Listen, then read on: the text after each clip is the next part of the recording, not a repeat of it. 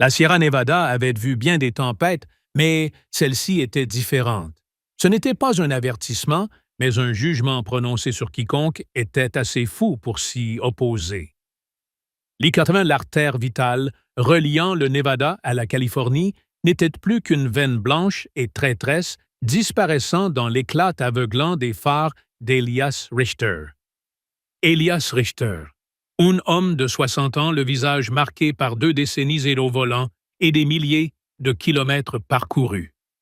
Ses mains calleuses et robustes serraient le volant de son poids lourd à 18 roues et un titan qu'il surnommait affectueusement l'oiseau d'argent. Il conduisait pour North Star Logistics, l'un des plus grands transporteurs de la côte ouest. Le vent hurlait un son plaintif et perçant qui couvrait presque le rugissement de son turbo-diesel. Il était un peu plus de minuit. Elias savait qu'il n'atteindrait pas le relais routier de Reno avant le pic du blizzard. Les flocons n'étaient plus doux et inoffensifs. Ils étaient devenus des particules glacées et dures, fouettant le pare-brise comme si la montagne elle-même lui jetait du sable au visage. Elias, homme d'expérience, semblait né dans la tempête. Il activa le différentiel et ralentit l'allure. La sécurité passait toujours en premier. Il transportait une cargaison, mais il avait aussi une responsabilité.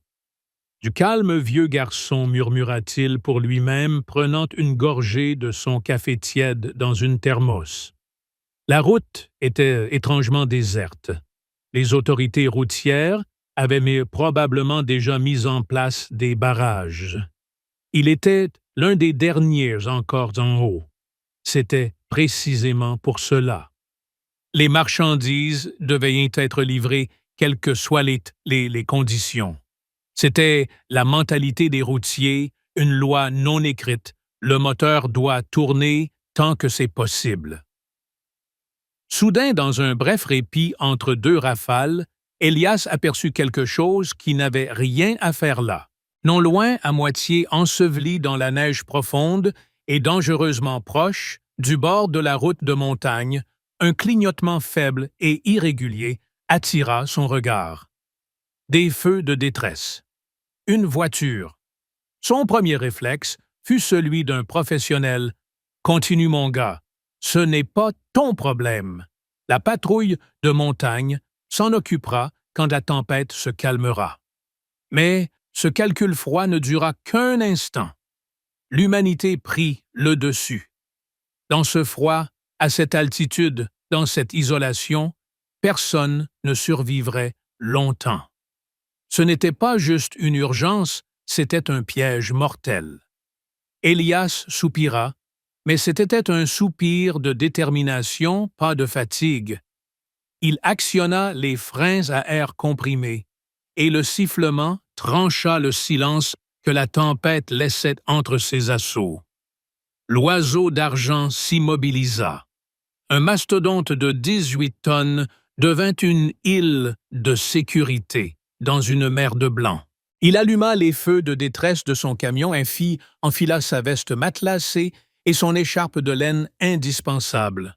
Avec une lampe torche dont le faisceau perçait à peine le mur de neige, Elias descendit. Le froid lui frappa le visage cinglant comme des éclats de verre. Le vent lui coupa le souffle. Il se fraya un chemin à travers la neige qui lui arrivait à la taille jusqu'au véhicule immobilisé. C'était un SUV haut de gamme, un modèle coûteux dont le design n'était pas conçu pour affronter une telle menace existentielle. Le côté droit était déjà complètement enseveli.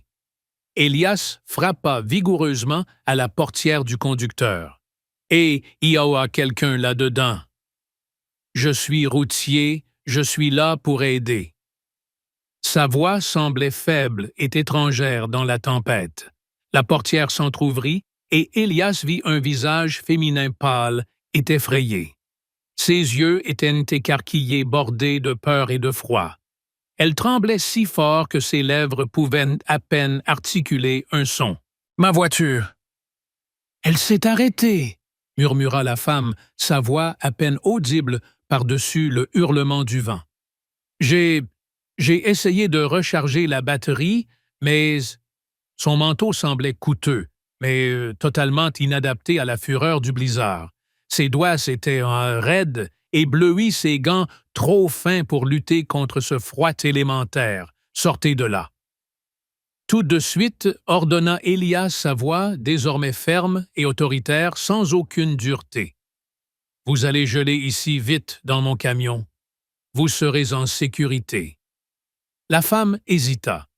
L'idée de se confier à un homme imposant et bourru dans un camion au milieu de nulle part semblait l'espace d'un instant terrifiant plus dangereuse que la tempête. Ses yeux scrutèrent le Athès, le visage barbu et buriné d'Elias, ses vêtements de travail. Mais la réalité du blizzard trancha pour elle. Le froid mordait ses os et la peur d'une mort imminente l'emporta sur la crainte de l'inconnu. Elias perçut son hésitation. Il recula d'un pas, levant sa lampe, pour mieux montrer son visage, un geste de respect et de désamorçage. « Je m'appelle Elias Richter. Je suis là pour aider. C'est à vous de décider, madame, mais vous n'avez pas de temps à perdre. » Elle hocha la tête en silence, saisit sa main gantée tendue et se laissa tirer hors de la voiture. Le vent la bouscula et Elias dut la tenir fermement pour la guider jusqu'à l'oiseau d'argent. Chaque pas était une lutte contre la neige qui déferlait comme une vague sur la route. Enfin, ils atteignirent les marches du camion. Il l'aida à monter dans la cabine chauffée qui semblait maintenant une caverne chaude et accueillante. Le moteur diesel ronronnait doucement, le chauffage soufflait de l'air chaud. « Asseyez-vous ici, dit Elias, la poussant sur le siège passager. Il attrapa une couverture épaisse qu'il gardait pour les urgences et l'enveloppa autour de ses épaules. « Buvez ça. » Il lui tendit sa thermos de café qu'il dévissa rapidement. Elle prit une gorgée, ses dents claquaient encore, mais ses yeux commençaient à perdre un peu de leur terreur. Elle inspira profondément, sentant la chaleur dans ses poumons. « Merci, dit-elle, sa voix plus claire, mais encore faible. Je m'appelle Serafina Voss. » Elias répondit-il, hochant brièvement la tête, avant de reprendre sa place au volant surveillant les bruits extérieurs. « Bienvenue à bord, Serafina. Vous êtes en sécurité maintenant. » La radio du camion crépita, parasitée par une voix sobre du service de trafic. L'I-80 était fermé dans les deux sens. Ils étaient coincés. « On était bloqués, constata Elias sans surprise. On va devoir passer la nuit ici. Mais pas d'inquiétude, le camion est bien isolé. On a du carburant et de la chaleur. » Serafina observa la cabine. C'était un espace fonctionnel mais confortable, empreint d'une légère odeur de diesel de café et d'une touche de désodorisant à la vanille. « Pourquoi vous êtes-vous arrêté ?» Elias demanda-t-elle après un long silence. La couverture était devenue un cocon de sécurité et la chaleur revenait lentement dans ses membres. C'était un risque énorme. Vous auriez pu rater vos délais. Elias haussa les épaules, ses yeux fixés sur les flocons d'encens, comme s'il lisait les motifs dans la tempête. « Nous les routiers, on se serre les coudes, Serafina. Et pas seulement entre nous. La route, c'est un endroit solitaire. Il y a 20 ans, j'ai perdu une cargaison dans le Wyoming. Pas aussi grave qu'ici, mais j'étais à bout. Un vieux chauffeur dans un vieux Freightliner a interrompu sa route pour m'aider pour me trouver une pièce de rechange. Il a perdu une nuit entière. Il marqua une pause, son regard pensif. Il m'a juste dit « Petit, la route te donne tout, elle te prend tout. Mais elle n'oublie pas la bonté. » Je n'ai jamais oublié ça. C'est mon devoir de faire pareil. Serafina le regarda avec une intensité qui le mit légèrement mal à l'aise. Ce n'était pas une femme ordinaire. Ses vêtements, bien que trempés et froissés, dégageaient une élégance discrète. Sa diction était précise, sa posture même, dans ce moment de vulnérabilité, trahissait une certaine force. « Vous ne saviez pas qui j'étais, dit-elle doucement. Vous ne saviez pas ce que je possédais, ni où j'allais. C'était un risque sans récompense. » « C'est ça le truc, Séraphina, répondit Elias avec un léger sourire. La bonté n'a pas besoin de reçu. La récompense, c'est de ne pas vivre avec le poids de savoir qu'on aurait pu aider et qu'on ne l'a pas fait. Elle hocha la tête, les yeux légèrement humides. Dans cet espace exigu et chaud, au cœur d'une tempête déchaînée, il se sentait connecté. Deux âmes réunies par le destin partageaient une intimité inattendue. Les heures passèrent au rythme lent du moteur. Elias partagea son dîner frugal, viande, séchée, fromage et une pomme. Séraphina mangea avec un appétit surprenant. Ils discutèrent de choses banales, le temps, l'industrie du transport, la solitude des routes infinies. Séraphina lui parla de son voyage. Elle dit qu'elle se rendait à San Francisco pour une décision d'affaires importante. Elle évita les détails, mais Elias était trop poli pour insister. De son côté, il raconta des anecdotes sur les personnages curieux qu'il avait rencontrés, la beauté de l'aube sur le désert de l'Arizona, et l'épuisement incroyable après une journée de 14 heures. Parfois, dit Elias, regardant les flocons d'encens, c'est le meilleur boulot du monde. La liberté, l'horizon, la responsabilité qu'on porte. Mais souvent, on se sent comme un fantôme sur roue. On fait tourner le monde, mais le monde ne nous remarque pas. Moi, je vous remarque, Elias, dit Séraphina doucement. Et je pense que le monde devrait vous remarquer davantage. Vers 4 heures du matin, alors que la tempête s'apaisait légèrement, Elias sentit la fatigue le submerger. Il regarda Séraphina. Elle était enroulée dans la couverture, la tête appuyée contre la vitre froide. « Essayez de dormir, » dit-il doucement. « Je vais monter la garde. Une vieille habitude. » Séraphina secoua légèrement la tête. « Vous devez vous reposer aussi, Elias. Vous m'avez sauvé la vie ce soir. Nous sommes en sécurité maintenant. Reposez-vous. » Elias fut touché par sa sollicitude. Il inclina légèrement son siège sans relâcher totalement sa vigilance. Il la regarda s'endormir, sa respiration devenant calme et régulière. Dans la lumière tamisée du tableau de bord, son visage semblait jeune et innocent. Elias se demanda qui était vraiment cette femme. Son sac à main négligemment posé sur le sol semblait plus qu'un simple accessoire de luxe. Elle avait une aura d'autorité qu'elle ne pouvait totalement dissimuler même dans cette situation de détresse. Il connaissait son nom complet, Séraphina Voss, mais il ne connaissait pas toute l'histoire. Peu importait. Elle était une personne en détresse, et il l'avait aidée. Cela suffisait. Juste au moment où les premières lueurs grises éclairaient l'horizon, à l'est la tempête lâcha son dernier souffle rageur. Le silence qui suivit était écrasant. Elias se réveilla. Il n'avait somnolé que brièvement. Il regarda Séraphina. Elle était réveillée. « C'était fini, dit-il, la voix rauque de sommeil.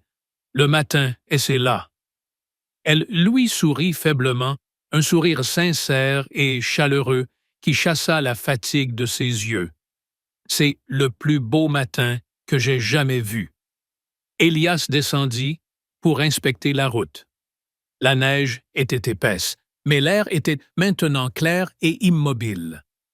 Au loin, à une altitude plus basse, il pouvait voir les traces d'une chasse-neige. Il remonta dans la cabine. « On pourra bientôt repartir, dit-il. Une chasse-neige a dégagé une partie de la route. Je vous emmènerai à la prochaine ville, Séraphina. Promis. »« Je vous suis infiniment reconnaissante, Elias, dit-elle, en retirant la couverture et en lissant ses vêtements. Sa posture retrouvait déjà une élégance presque professionnelle. Je vous revaudrai ça. Je vous le promets.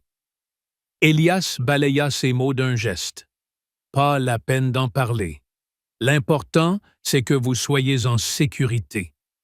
Quand Elias remit l'oiseau d'argent en mouvement, il ressentit une étrange sensation. Ce n'était pas le vide habituel après une longue nuit. C'était un sentiment d'accomplissement, une confirmation silencieuse qu'il avait fait ce qu'il fallait. Il savait qu'il n'oublierait jamais cette tempête, cette nuit, cette femme. Il ne savait pas encore que cette nuit l'avait lancé dans un voyage dont la destination n'était pas inscrite sur sa carte routière. Le soleil matinal perça les nuages brillants sur la couverture de neige immaculée, transformant la Sierra Nevada en un pays des merveilles scintillant et intact. L'oiseau d'argent avançait lentement mais sûrement à travers les congères, suivant les traces encore faibles de la chasse-neige. Dans la cabine, un silence tendu régnait. Sérafina avait laissé derrière elle sa peur initiale. Elle se tenait droite, les mains croisées, regardant les pins enneigés défiler. L'élégance qu'Elias avait pressentie se manifestait clairement malgré ses vêtements froissés. Elle semblait analyser la situation, pas seulement la subir. « Je dois m'excuser, Elias, dit-elle finalement.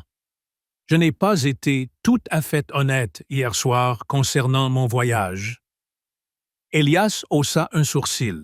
« Vous ne me devez aucune explication, Sérafina. Mais si ça vous soulage, allez-y. Je ne suis pas simplement une voyageuse d'affaires en route pour San Francisco, commença-t-elle, sa voix calme et maîtrisée. Ma famille a fondé North Star Logistics il y a longtemps. Mon père en était le dirigeant jusqu'à son décès récent.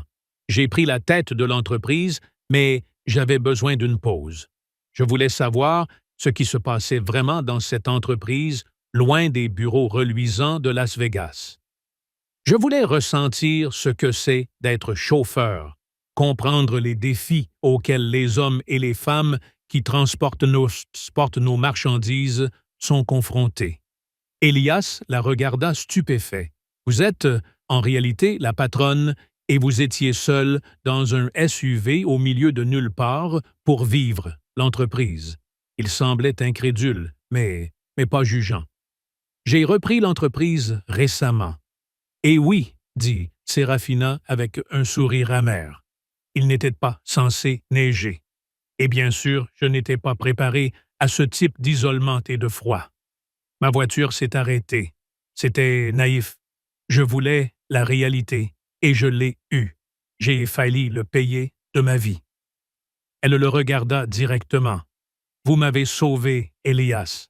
Et vous l'avez fait sans savoir que j'étais, votre employeuse. Cette leçon est inestimable. Elias prit un moment pour digérer l'information. Il conduisait pour North Star Logistics. La femme qui l'avait accueilli dans son camion était la nouvelle propriétaire et PDG. Eh bien, dit-il, secouant la tête avec un petit rire. Ça, c'est un rebondissement. Je n'aurais pas pu inventer ça. Attention, Madame Voss, la route est impitoyable, peu importe combien d'argent on a.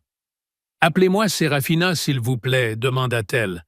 Après avoir passé une nuit coincée dans le salon de votre camion, je trouve ça approprié. Il sourit, se sentant un peu plus à l'aise en sa présence, mais toujours légèrement perplexe. La route les mena enfin hors des hauteurs enneigées. Après une heure supplémentaire, ils atteignirent une petite aire de repos avec un diner attenant à peine plus qu'un regroupement de bâtiments avec une pompe à essence. « C'est bon ici, dit Elias. Il y a du café, et avec un peu de chance, on pourra organiser des pièces de rechange pour votre voiture une fois la tempête passée. » Sérafina hocha la tête. Elle retira la couverture qui l'avait réchauffée si longtemps. Ses mouvements semblaient désormais plus décidés. La femme d'affaires, Sérafina Voss, était de retour. La détresse de la voyageuse bloquée avait disparu. Elle s'arrêta avant d'ouvrir la portière. « Elias, dit-elle la voix très sérieuse, ce que vous avez fait pour moi, cette bonté désintéressée, je ne l'oublierai pas. Merci. » Elle descendit. L'air froid la fit frissonner, mais elle marcha résolument vers le Danain. Elias l'observa. Soudain, elle se retourna. Elle le regarda, et dans ses yeux se lisait une expression qu'Elias ne pouvait déchiffrer, un mélange de gratitude, de prise de conscience et une touche de mystère. « Prenez soin de vous, Elias Richter, dit-elle, utilisant son nom complet. » Puis elle disparut à l'intérieur du diner. Elias resta dans son camion perplexe. Il ne se souvenait pas de lui avoir donné son nom complet, seulement Elias. Comment le connaissait-elle? Il haussa les épaules. Elle avait probablement vu ses documents dans la boîte à gants pendant qu'il était dehors. Cette pensée le rassura, mais une petite sensation tenace, celle que cette rencontre n'était pas terminée, persistait. Il redémarra son moteur et poursuivit sa route. Il lui restait encore beaucoup de kilomètres à parcourir. Sa cargaison n'attendait pas. Au cours des 2 semaines suivantes, Elias retrouva sa routine habituelle. Il livrait à temps, vérifiait méticuleusement son véhicule et savourait la solitude et la liberté de la route. La rencontre avec Serafina Voss fut reléguée dans un coin de son esprit. Mais dans les tours de verre de Las Vegas, Serafina Voss commençait à tenir ses promesses silencieuses. Elle n'était pas restée dans un hôtel à l'air de repos. Dès que les conditions météorologiques le permirent, elle avait requis un hélicoptère privé. 2 heures après avoir quitté Elias, elle était déjà dans son bureau, reluisant ses vêtements froissés, remplacés par un tailleur élégant. Serafina avait hérité de l'entreprise de son père, mais elle l'avait reprise avec l'intention ferme de la réformer. Elle savait que les chauffeurs étaient le cœur de l'entreprise, mais les rapports montraient qu'ils étaient sous-payés, surmenés et mal équipés. Sa première directive, en tant que nouvelle PDG, ne fut pas une réunion avec le conseil d'administration, mais une demande des dossiers complets de tous les chauffeurs ayant au moins 20 ans d'ancienneté. La bonté n'a pas besoin de reçu. Les mots d'Elias résonnaient dans sa tête. On se sent comme un fantôme sur roue. Elle étudia le dossier d'Elias Richter. 25 ans. Aucun accident, aucune plainte, aucune livraison en retard. Son oiseau d'argent était toujours en parfait état. Son dévouement était irréprochable. Ce n'était pas seulement du professionnalisme, c'était de l'intégrité. Elle savait maintenant que l'homme qui l'avait sauvé dans son heure la plus sombre n'était pas seulement un employé consciencieux.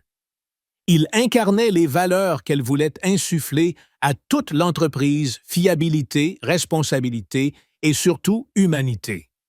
Serafina convoqua une réunion d'urgence du conseil d'administration. Les cadres étaient déconcertés par sa prise de contrôle soudaine et son travail de terrain non conventionnel dans les montagnes. « Mesdames et messieurs, dit Serafina avec une autorité qui démentait son jeune âge, nous allons changer la philosophie de notre entreprise. Nous allons passer de la réduction des coûts à l'investissement dans nos employés les plus précieux, nos chauffeurs. Et j'ai déjà choisi l'homme qui mènera cette transformation. » Elle posa le dossier d'Elias Richter sur la table. Il est le prototype du chauffeur que nous devons promouvoir. Et je l'ai vu dans une situation où le caractère comptait plus que le rapport trimestriel. Les membres du conseil échangèrent des regards sceptiques. Promouvoir un simple chauffeur routier à un poste de direction, c'était du jamais vu. Elias était à l'aire de repos de Cheyenne, Wyoming, en train de vérifier son niveau d'huile lorsque son vieux téléphone professionnel sonna. C'était Rick, son répartiteur. Elias, tu dois te rendre au siège la semaine prochaine, grogna Rick, un homme dont la voix semblait avoir été forgée par 20 ans de eau froide. Il y a une grande restructuration. La nouvelle patronne pète un câble. Tous les chauffeurs avec une longue ancienneté doivent passer des entretiens d'évaluation. Un entretien d'évaluation. C'est à propos de quoi demanda Elias. En 25 ans, il n'était jamais allé à Las Vegas. Le siège était pour lui un lieu mythique ne produisant que des fiches de paye et des formulaires compliqués. Ne me demande pas, lâcha Rick. Mais c'est la nouvelle patronne. Elle est imprévisible, paraît-il. Présente-toi, mette quelque chose de propre, et tais-toi. Je t'ai envoyé l'adresse et les horaires. Dernier étage, salle de conférence B. Elias raccrocha légèrement inquiet. Dernier étage, c'était insensé. Il était chauffeur routier, pas homme d'affaires. Était-ce une vague de licenciements ou une nouvelle bureaucratie agaçante? Il regarda son oiseau d'argent. Le camion était sa maison, son bureau, son monde entier. L'idée d'être coincé dans une cage de verre à Las Vegas le mettait mal à l'aise. Mais il était un homme de devoir. On l'avait convoqué, alors il se présenterait. Il planifia son itinéraire. Il serait à Las Vegas lundi, livrerait sa cargaison à temps et affronterait l'inévitable. La promesse silencieuse de Serafina de lui revaloir son geste traversa son esprit, mais il la repoussa. Les patrons promettent toujours beaucoup. Le trajet vers Las Vegas fut inhabituel. Le désert du Nevada céda lentement la place à l'éclat artificiel de la ville. La ville était une explosion de néons et de verre, l'opposé total des montagnes enneigées et silencieuses qu'il venait de quitter. Le lundi matin, Elias Richter se tenait devant la tour étincelante de North Star Logistics. Il portait son meilleur jean propre, une chemise impeccable et une veste épaisse beaucoup trop chaude pour la chaleur du désert de Las Vegas. Il se sentait déplacé. Ses bottes-pieds de travail laissaient des empreintes ternes sur le sol de marbre poli du hall. Il se présenta à la réception et la jeune réceptionniste dans un tailleur parfaitement ajusté lui adressa un sourire professionnel. « Ah, Monsieur Richter, on vous attend. L'ascenseur pour l'étage de direction, s'il vous plaît. Salle de conférence. B. Elias déglutit. L'étage de direction. » Il entra dans l'ascenseur, une cage de métal brossé, qui le propulsa rapidement à une hauteur vertigineuse. Son cœur battait plus vite. C'était le moment. Licenciement ou autre chose, il était prêt. Les portes de l'ascenseur s'ouvrirent sans bruit. Le sol était recouvert d'une moquette épaisse et luxueuse, les murs étaient en verre. À travers les fenêtres, la ville entière s'étendait à ses pieds, un patchwork de béton et de sable. Et puis, il la vit. Au bout du couloir, dans une grande salle de conférence, se tenait Serafina Voss. Elle portait un élégant tailleur gris, les cheveux relevés, sa posture exsudant une autorité indéniable. Elle parlait avec deux hommes en costume sombre qui hochaient la tête avec déférence. Ce n'était pas la voyageuse effrayée qu'il avait tirée de la neige. C'était une PDG souveraine. Elias resta figé. Il avait espéré ne pas la revoir pour garder le secret de leur rencontre. Serafina se retourna, ses yeux croisèrent les siens. Et en cet instant haut au-dessus de Las Vegas, c'était à nouveau le silence de la Sierra Nevada. Elle le reconnut immédiatement. Un sourire chaleureux et indéniable s'étendit sur ses lèvres. « Monsieur Richter, dit-elle, sa voix portée par une autorité imparable. C'est bon de vous revoir. » Elias prit une profonde inspiration, sentant son pouls dans sa gorge. « Serafina, Madame Voss, balbutia-t-il. Qu'est-ce que faites-vous ici? » Serafina sourit plus largement. « Je possède cette entreprise, Monsieur Richter, et je crois que nous avons une affaire inachevée à régler. Entrez, je vous prie. Elias Richter entra dans la salle de conférence, dont les murs presque entièrement vitrés offraient une vue panoramique sur la ville scintillante de Las Vegas, comme un mosaïque géant à ses pieds.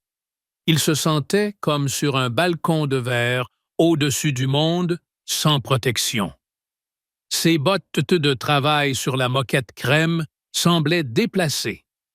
Les deux hommes qui parlaient avec Serafina le dévisagèrent, ses vêtements simples contrastaient fortement avec leurs costumes sur mesure. Serafina Voss semblait savourer l'attention. « Messieurs, dit Serafina d'une voix claire et autoritaire sans quitter Elias des yeux. Veuillez m'excuser.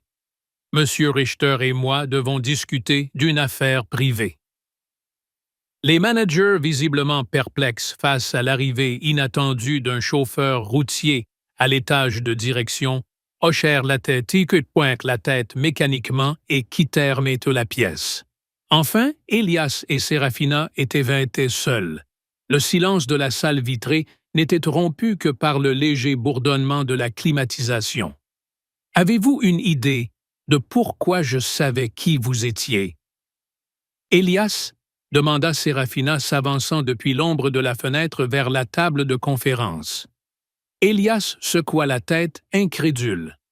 Il pouvait à peine parler. « Vous êtes vraiment la nouvelle patronne. » La femme que nous avons sauvée possède North Star Logistics, Serafina sourit. Non seulement je la possède, mais je la dirige. C'était l'œuvre de ma vie, de mon père. Il l'a bâtie de rien sur des bases d'intégrité et de travail acharné. À sa mort, j'ai décidé de ramener l'entreprise à ses valeurs fondamentales. D'où le voyage dans les montagnes, demanda Elias. Exactement, confirma Serafina. Je voulais savoir comment nos chauffeurs travaillent vraiment ce qu'ils vivent. Je voulais voir la réalité et pas seulement les chiffres dans nos rapports. J'ai délibérément pris une voiture sans communication d'urgence avancée. C'était censé être une expérience contrôlée. Mais la tempête ne l'était pas. Elle se pencha sur la table. J'étais à quelques heures de l'hypothermie. Mon téléphone n'avait pas de réseau. J'étais totalement isolé. J'étais l'incarnation de l'impuissance.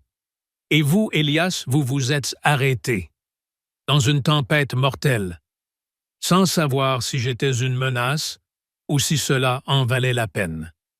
Elias baissa les yeux sur ses mains, posées sur la table. Elles étaient grandes et rugueuses par le travail. Ce n'était rien d'extraordinaire. N'importe qui se serait arrêté. C'est la loi de la route, non, rétorqua Serafina avec véhémence. Ce n'est pas vrai. La plupart auraient vu le danger et continué pour respecter leur délai. J'ai vérifié les enregistreurs de bord et les rapports de la police des montagnes. Vous étiez le seul Elias, le seul à avoir fait cet arrêt. Elle prit un dossier sur un buffet et le fit glisser vers lui. J'ai lu votre dossier personnel. 25 ans de service. 0 accident. Toujours à l'heure. Et pas une seule plainte, ni des supérieurs, ni des clients. C'est une statistique presque impossible dans notre industrie. Elias regarda le dossier gêné par tant d'attention. Je fais juste mon boulot. Je respecte la cargaison, le camion et la route. C'est tout. C'est exactement ça, dit Serafina, les yeux brillants. Vous respectez le travail. Et vous m'avez montré que vous respectez la vie. Vous avez prouvé dans la nuit la plus sombre ce que signifie prendre ses responsabilités, pas seulement pour votre cargaison, mais pour une parfaite étrangère. Serafina fit un geste englobant l'étage de direction. Je ne veux pas de manager qui ne regarde que les chiffres. Je veux des leaders qui savent ce que signifie intégrité et humanité. J'ai besoin de quelqu'un qui ne donne pas seulement des ordres à nos chauffeurs, mais qui soit un modèle. » Elle ouvrit le dossier devant lui. Elias vit un document avec l'entête officielle de l'entreprise. Le titre en gras lui coupa le souffle. Proposition de promotion, directeur régional des opérations logistiques, secteur Sierra Nevada. Elias leva les yeux abasourdi.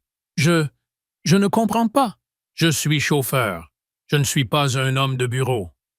C'est votre atout, répondit Serafina doucement. Vous connaissez les douleurs, la solitude, les défis. Vous savez ce dont ces hommes et ces femmes ont besoin. Le salaire est le double de votre salaire actuel.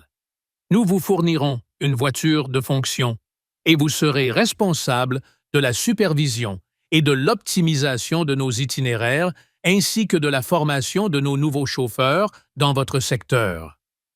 Elias se renfonça dans son siège, les mains légèrement tremblantes. C'était comme si le poids de 25 ans de travail lui était soudain retiré des épaules. Les nuits interminables, les luttes contre les éléments, le sentiment d'être un fantôme sur roue, tout cela trouvait soudain une reconnaissance. « Pourquoi moi » demanda Elias finalement, la voix enrouée. « Il y a des gens plus jeunes, mieux formés, parce que vous m'avez montré ce qu'est le véritable leadership quand personne ne regardait, répéta Serafina avec insistance. Le leadership, ce n'est pas seulement la capacité à diriger les autres, Elias. C'est la capacité de faire ce qui est juste, même quand c'est difficile. Vous avez restauré ma vision pour cette entreprise. Vous m'avez prouvé que nos racines doivent reposer sur la bonté et la solidarité. Vous êtes incarnation vivante de notre nouvelle culture d'entreprise. » Elias hocha lentement la tête. Il regarda par la fenêtre la ville qui lui avait autrefois semblé si froide et étrangère. Maintenant, il ressentait une nouvelle chaleur qui n'avait rien à voir avec la chaleur du désert. Il avait été vu. Il avait été entendu. Sa vie entière avait pris un tournant qu'il n'aurait jamais pu prévoir. « J'accepte l'offre », Serafina dit Elias d'une voix ferme. « Mais j'ai une condition. » Serafina sourit comme si elle s'y attendait. « Je vous écoute.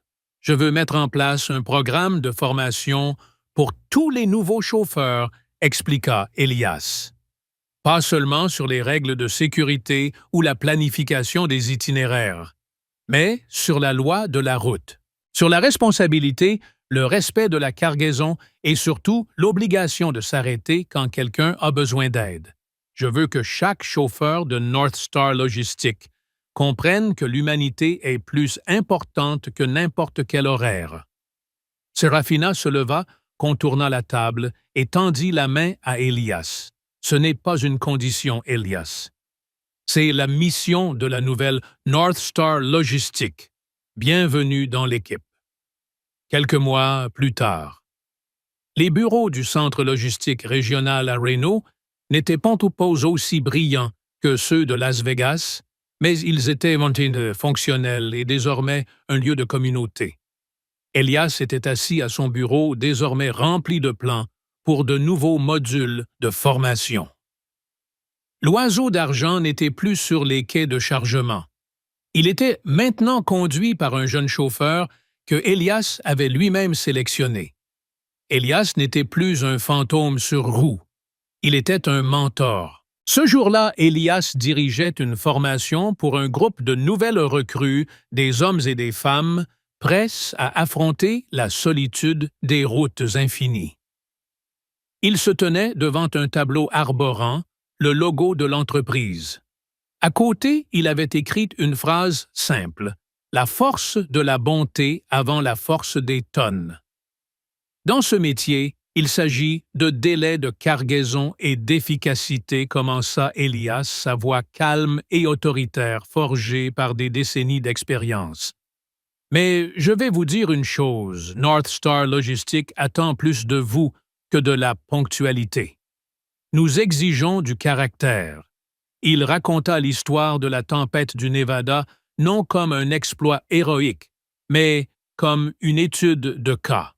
Il expliqua comment il avait eu le choix de continuer pour se protéger ou de s'arrêter pour sauver un étranger.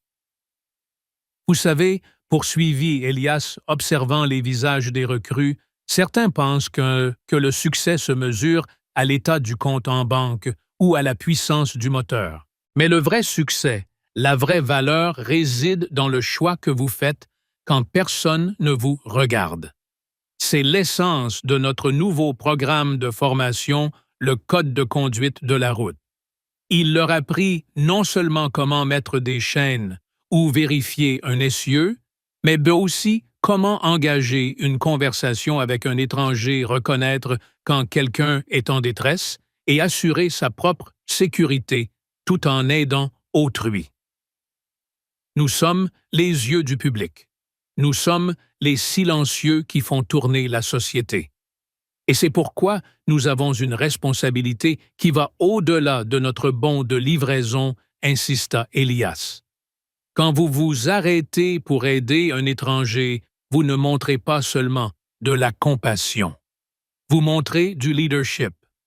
Vous montrez au reste du monde que ces énormes machines sont conduites par des gens avec du cœur. Il regarda par la fenêtre où la neige d'automne couvrait déjà les sommets de la Sierra Nevada. La bonté qu'il avait offerte à Serafina ne lui avait pas seulement valu un meilleur emploi, elle lui avait donné l'opportunité de multiplier cette bonté et de l'intégrer dans la culture d'entreprise. Serafina ne l'avait pas seulement récompensé, elle lui avait donné un but plus grand. Les derniers mots d'Elias à la classe résonnèrent dans la salle « Retenez ceci ». Parfois, le plus petit acte de bonté est le plus grand acte de courage. Et dans la logistique, le cœur humain est la cargaison la plus précieuse que nous transportons. Elias sourit. Le moteur de l'oiseau d'argent ronronnait dehors, prêt pour un nouveau voyage. Et Elias Richter savait que la véritable aventure, l'aventure du changement, venait tout juste de commencer.